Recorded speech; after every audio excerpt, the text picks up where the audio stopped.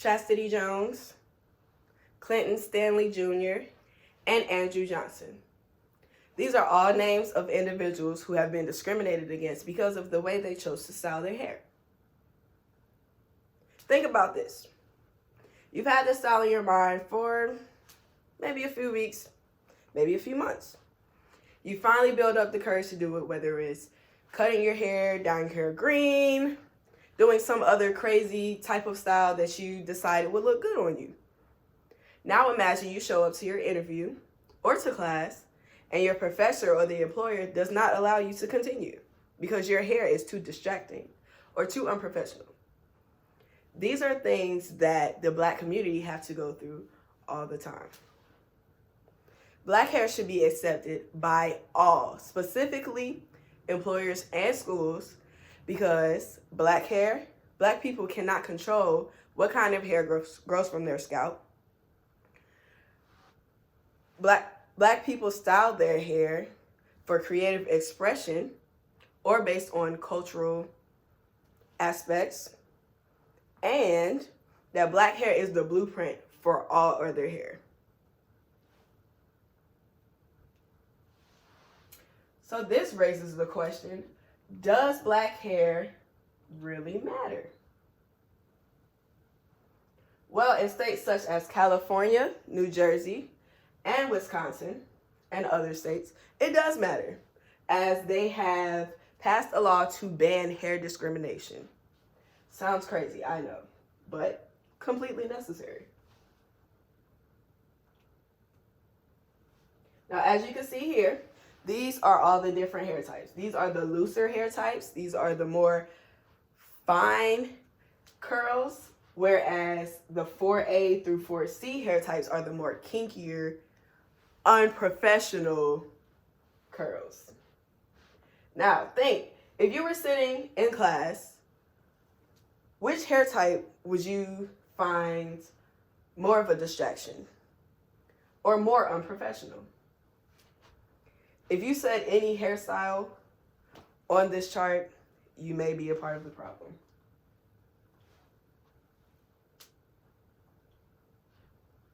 So, I ask you, can you control your hair? Black people cannot control the hair that comes out of their hair.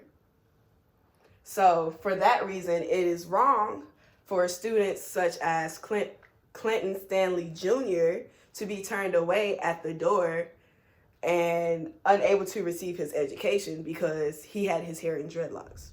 Completely unfair. While you cannot control your actual hair type, they do have chemicals. However, these are harmful to your health, so I would not encourage anyone to use them. In the same way, if your hair is damaged, it will also alter your curl pattern. So, in these ways, you can prevent hair discrimination, other than passing laws.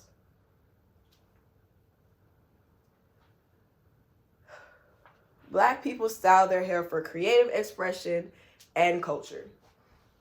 Now, as seen here, you can see many different sort of hairstyles. And for this specific section, this was a few young women who were inspired by Black hair, so they decided to get more creative with it. And that's just an example of how creative we can be with our hair. If you saw this in a hair show, you would be in awe. But if you see this in your schools or in your workplace, it's a problem. Well, taking away our creative expression not only discourages us as adults, but it discourages the children coming up after us. If the public does not accept their hair, then what can they do? As a lot of children are given the opportunity to express themselves through their hair. So this will cause them to lose confidence as well as be discouraged in all the things that they do, because this will not only affect their confidence in their appearance, but in everything that they do, as they will always feel like they're being judged. And lastly, Cultural appropriation, such a heavy topic that no one ever wants to talk about. But the truth behind it is that black hair is the blueprint for all other hair. So as you can see here, we have, as African American women know these things, or African Americans know these things, and we have as it has been appropriated. So Bantu knots are now a twisted bun, and an afro is now a zigzag fluff puff. And again, this is something that can be very discouraging, as it will keep us as black people from being so innovative and being so creative. So stop and think. Minus the colors, this is the hairstyle that Chastity and Clinton both have had to take legal action over.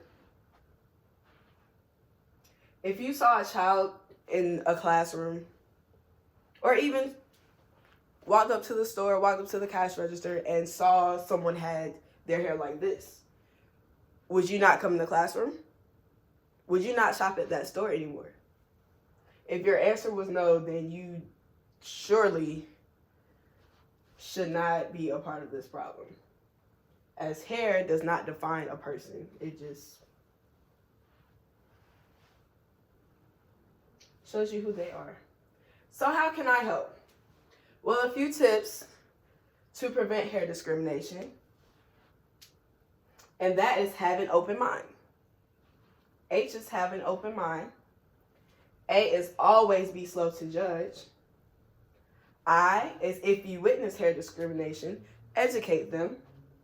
And R, remember, it's not your hair, and it's not about you. So, with that being said, please take the time to truly educate yourself about black hair. Because if you take the time to educate yourself, you will realize there's nothing we really can do about it. But the benefits of black hair are that it grows so much. It is always so different. There are many different textures that go with it. And you can do almost anything you want with it, literally. So, please do not take our right to creatively express ourselves through our hair. Thank you all so much for listening, and I hope that we will stop hair discrimination. Thank you.